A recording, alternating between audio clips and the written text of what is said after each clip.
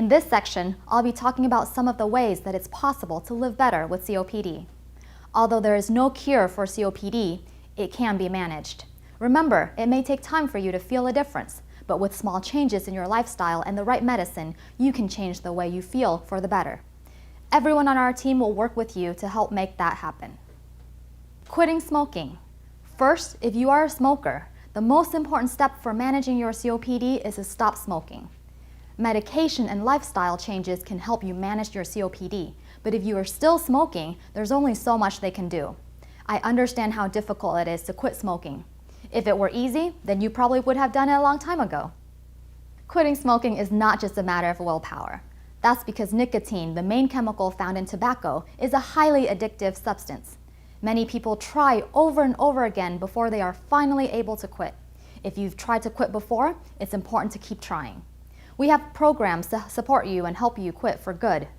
Although it's true that some of the damage caused by smoking will never completely go away, there are still a lot of benefits to quitting. Here are just a few that relate to COPD. 20 minutes after your last cigarette, your heart rate and blood pressure will drop. Between 2 weeks and 3 months after quitting, your blood circulation and lung function will begin to improve. Between 1 and 9 months after quitting, you'll begin to cough less and breathe better. Remember, quitting smoking is important, and getting on a treatment plan for COPD and sticking with it is just as important to help you feel better faster and over the long term. If you feel like you need help to stop smoking, we will work together to come up with the plan to help you quit. In the meantime, you can visit smokefree.gov to learn about some successful strategies to help you stop smoking for good. Our office also has a program to help you stop smoking. If you want to learn more, write it down on your list of questions so that we can discuss it during your next office visit. Educating yourself about COPD. Remember that with COPD, knowledge is power. I recommend that you try to learn everything you can about COPD. Try to understand your COPD and how it affects you personally. Understand what is happening in your body and know your triggers. Does cold air bring on your symptoms?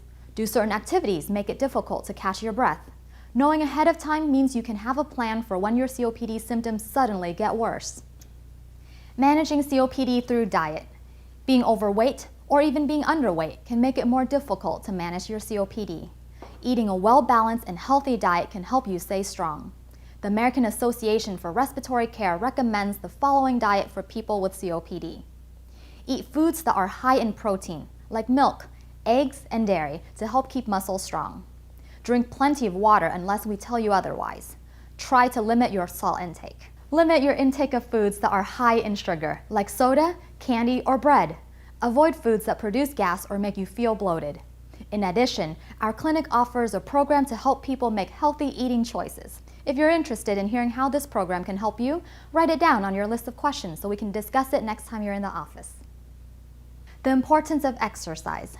Certainly, COPD can make it harder to breathe when doing certain activities or exercises. However, even light exercise like walking, stretching, and low-impact strength training can help make it easier to breathe. Please talk with us if you're interested in enrolling in a pulmonary rehabilitation program. Your rehab specialist will help you figure out what type of exercise is best and even help create an exercise program that's right for you. Relying on your support system. It's not uncommon for people with COPD to feel sad or depressed. If you ever feel overwhelmed by your condition or have trouble shaking feelings of disappointment or depression, let one of us know. We all have feelings like this from time to time. They are common when people with COPD are first learning to live with their condition. We can help you find a way to cope with these feelings if needed. It's also important to have a personal support system or caregivers you can turn to. Interacting with friends and loved ones can go a long way towards helping you feel better. If you don't have a support system like this, please let one of us know. We want to help. Taking medicine for COPD. Taking medicine as directed is an important part of any COPD treatment plan. The right medicine can help control your symptoms and help you breathe better. There are two main types of medicine for COPD. Rescue inhalers, which contain medicines that you take when you feel a sudden onset of symptoms, and daily inhalers, also called maintenance medicines. These are medicines that you take every day, whether you feel symptoms or not. They can help you control your COPD symptoms over the long term. For these medicines to work as intended, it's important to take them every day and not miss any doses. It may help to make it a part of your daily routine, like brushing your teeth. If you do it at the same time every day, you'll be more likely to remember to take your medicine.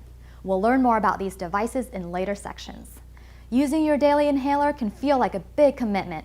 There are times you will inhale the medicine but may not feel a difference. But you should trust that the medicine is working. It is helping you stay in control of your COPD and to breathe better. Taking it every day gives you the best chance of improving your condition. I know that change can be hard. Even after a diagnosis like COPD, you may find it hard to continue making healthy choices every day. And that's okay. Real change doesn't happen overnight. It's a process. If you have a setback, don't let it undo your goals or the progress you have made. And if you need help coming up with a plan for healthy living, we are here to help. In the next section, you'll hear about how to use a specific inhaler.